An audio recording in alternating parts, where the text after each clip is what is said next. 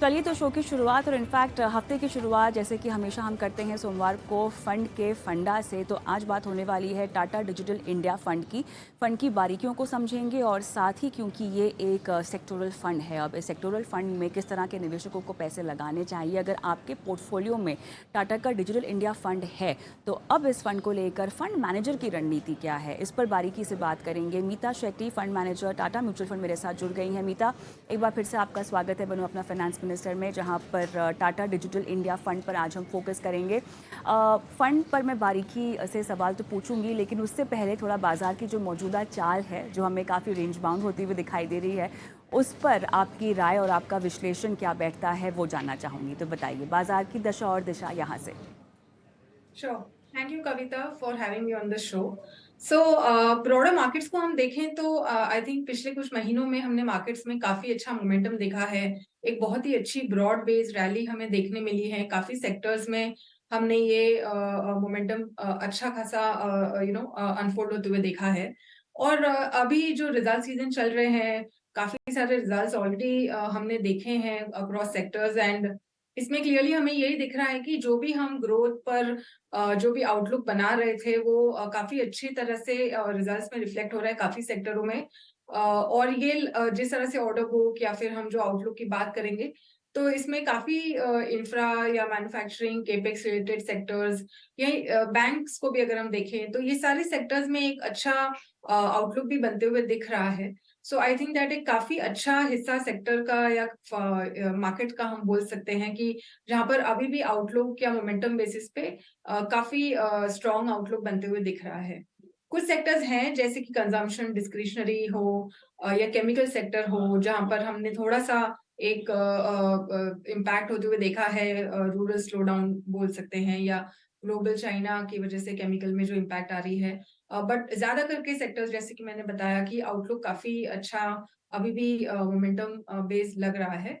पर वैल्यूएशन की बात करें तो यस, हमारा इंडिया वैल्यूएशन पिछले 1 डेढ़ साल से काफी अच्छा रिलेटिव बेसिस पर और एक एब्सोल्यूट बेसिस पर एक अच्छे लेवल पर चल रहा है। यानी कि ये बहुत ज्यादा अट्रैक्टिव वैल्यूएशन नहीं मान सकते इनको।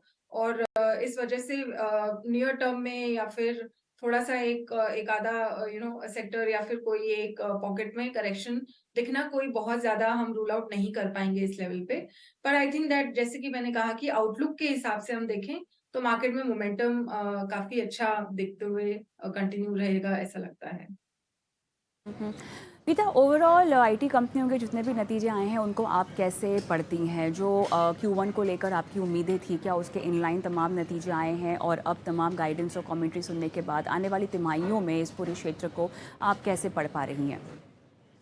सो आईटी के रिजल्ट्स क्लियरली इस बारी और इवन इन Q4 अगर हम देखें तो मार्च क्वार्टर और जून क्वार्टर दोनों के ही रिजल्ट्स में काफी वीकनेस देखने मिल रही है। कमेंट्री भी काफी कॉशियस हो गई है। और ये लार्जली यूएस से रिलेटेड है क्योंकि यूएस एक काफी बड़ा कंट्रीब्यूटर है रेवेन्यूज के लिए, हमारी आईटी सर्विस इंडस्ट्री के लिए और कंपनियों के लिए भी। सो क्लियरली वो एक रिफ्लेक्शन हमें कमेंट्री और नंबर्स दोनों में ही देखने मिला है। So there is clearly a weakness for last 2 quarters and ये लग रहा है कि शायद एक और क्वार्टर में भी ऐसी एक वीकनेस कंटिन्यूटी हमें यहाँ से दिख सकती है। बट अ लॉट डिपेंड्स कि यूएस का मैक्रो किस तरह से रिफ्लेक्ट करता है। ये रिसेशन में हम यूएस को जाते हुए देखते हैं या डीप रिसेशन होगा या शैलो होगा। काफी सारी चीजें ऊपर ये डिपेंड करेगा। बट एटलीस्ट यहाँ से जो दिख रहा है वो ये लग रहा है कि एटलीस्ट एक और क्वार्टर ऐसी एक वीकनेस हमें शायद देखने मिलेगी इस सेक्टर में।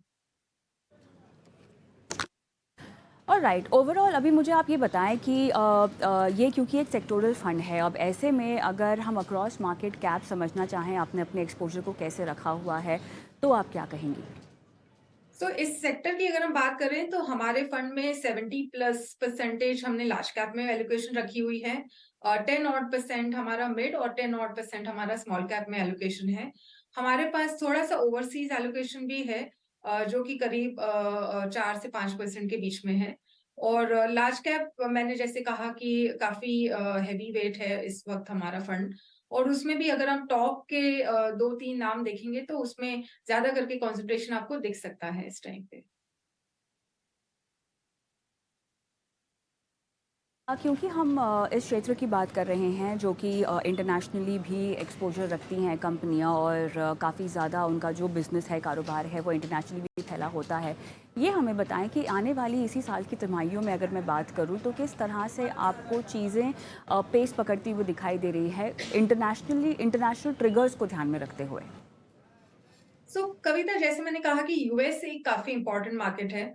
ऑलमोस्ट 40 to 50% रेवेन्यू आप मान के चल सकते हैं कि यूएस से आएगा, और फिर यूके यूरोप मिलाकर 15-15% दोनों है, तो अराउंड 30%। 80%, 70 to 80% आपका मार्केट रेवेन्यू शेयर यहीं से दोनों इकोनॉमी से आता है। और जैसे मैंने कहा कि यूएस में अभी काफी कंसर्न्स हैं कि मैक्रोस किस तरफ रुख लेंगे, क्या फेड पॉज करेगी इंटरेस्ट रेट्स को, या फिर ये कंटिन्यूटी रहेगी। आई थिंक ये काफी कुछ डिपेंड करेगा कि यूएस किस तरह से बिहेव करता है इकोनॉमी या फेड लेवल पर, और फिर उसके बाद हमें वो रिफ्लेक्शन कहीं ना कहीं देखने मिलेगा इन द इंडियन आईटी। हालांकि अभी जब हम मैनेजमेंट्स की कमेंट्री सुनते हैं तो मोस्ट मैनेजमेंट्स इंडिकेट कर रहे हैं कि डील विंस में कहीं ना कहीं थोड़ा बहुत एक ट्रैक्शन है, और इनकी ऑफ टेक या एग्जीक्यूशन जिसको हम बोलते हैं वो शायद सेकेंड हाफ यानी कि दिसंबर क्वार्टर के आसपास थोड़ी सी पिकअप हमें देखने मिल सकती है। बट आई थिंक दैट काफी कुछ डिपेंड करेगा कि यूएस इकोनॉमी किस तरह से बिहेव करती है।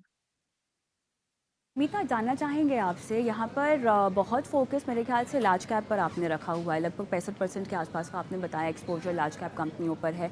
क्या आने वाले वक्त में थोड़ा सा मिड कैप और स्मॉल कैप में भी आप अपना एक्सपोजर बढ़ाता हुआ देखेंगी? मेरे ख्याल से 11% मिड और 9% के आसपास स्मॉल कैप है। जिस तरह से मिड कैप स्मॉल कैप के वैल्यूएशंस फिलहाल दिखाई दे रहे हैं वो आपको कैसे लगते हैं? उनमें और कितनी स्टीम है, और क्या एक्सपोजर के लिहाज से इसमें किसी भी तरह की बढ़त आने वाली तिमाहियों में? कविता, हमारा फंड अगर आप देखेंगे तो हमने ये जो लार्ज कैप एक्सपोजर है वो करीब 1.5 साल से ये एक एक्सपोजर हमने हैवी कर दिया था लार्ज कैप की तरफ। और इसके पहले का अगर हम फेज देखें, जो 2020-21 का जो साल था, उसमें हमारा फंड में एक्चुअली हमने काफी स्मॉल और मिड कैप एक्सपोजर रखा था। ऑलमोस्ट 40% प्लस का एक्सपोजर हमने मिड और स्मॉल की तरफ रखा हुआ था। और यहाँ से अगर मैं आपको थोड़ा आगे की देखें हम, तो हमने जो भी पोजीशन अभी स्मॉल और मिड में लिया हुआ है वो हमने वही लिया हुआ है जहां पर हमें वैल्यूएशन की थोड़ी कंफर्ट ज्यादा है और ग्रोथ की भी आउटलुक थोड़ी अच्छी बनते हुए दिख रही है।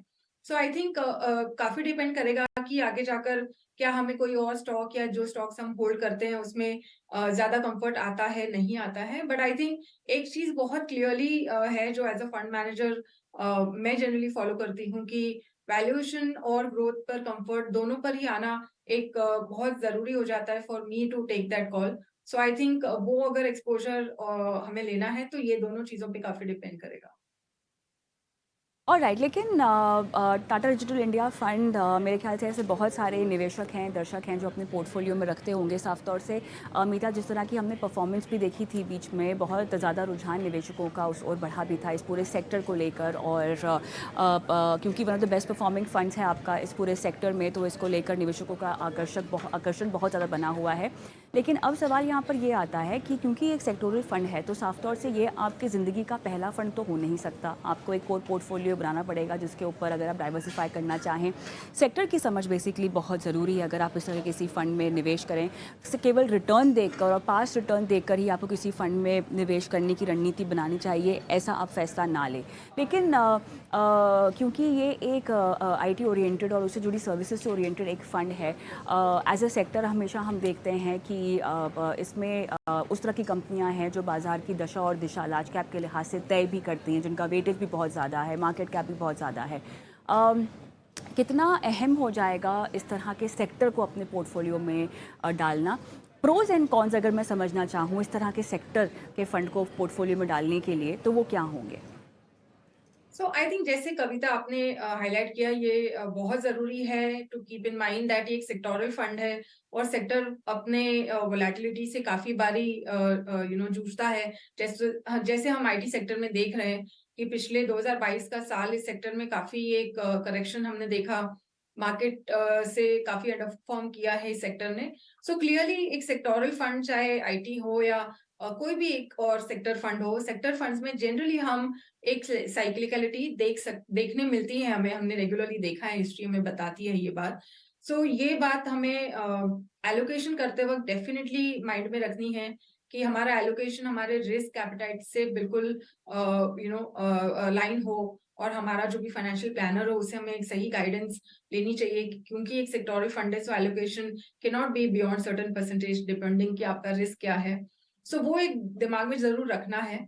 और प्रोज और कॉन्स की अगर हम बात करें तो I think that on the positive side, अगर किसी को एक सेक्टर में स्ट्रक्चरल कॉल लेना है, जैसे यहाँ पर जब हम आईटी की बात कर रहे हैं, तो आईटी सेक्टर जिस तरह से हम देखते हैं कि आज डिजिटल या फिर जो भी इम्प्रूवमेंट हम देखते हैं टेक्नोलॉजी पर, डेफिनेटली वो एक इम्प्रूवमेंट हम काफी सालों से देख रहे हैं। और पिछले कोविड के बाद के सालों में ये बहुत तेजी से एक हमने देखा है कि शिफ्ट हुआ है।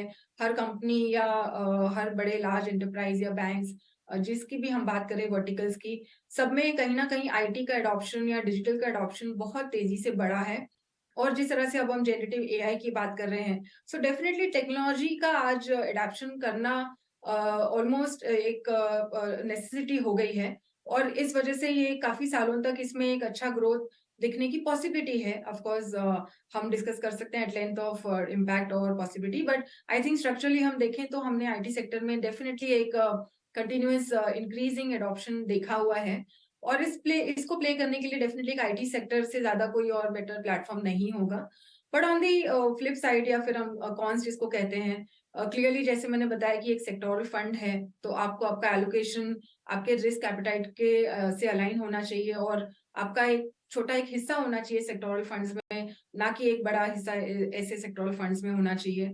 एंड क्लियरली वोलेटिलिटी आएगी तो देन आपका एक जो इन्वेस्टमेंट होराइजन होता है वो भी आपको लंबा रखना बहुत जरूरी है।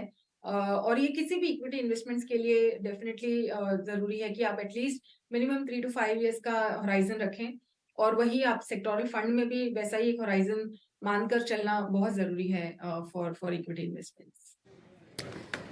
और राइट, मेरे ख्याल से सेक्टर फंड्स को लेके आपने जो गाइडलाइंस दी हैं वो न केवल इस सेक्टर फंड बल्कि तमाम सेक्टर फंड्स को लेकर भी अपनाई जा सकती है। जो समझ और जो बारीकी की ज़रूरत है एक निवेशक के लिए, ख़ासतौर से सेक्टर फंड में जब आप निवेश करते हैं, उस सब की एक चेकलिस्ट आपको मीता ने दी। और इसी के साथ मीता, इस चर्चा को हम यहीं समाप्त करते हैं। बहुत बहुत धन्यवाद आपका, आपने समय निकाला और इतनी बारीकी से टाटा डिजिटल इंडिया फंड के बारे में जानकारी दी। धन्यवाद।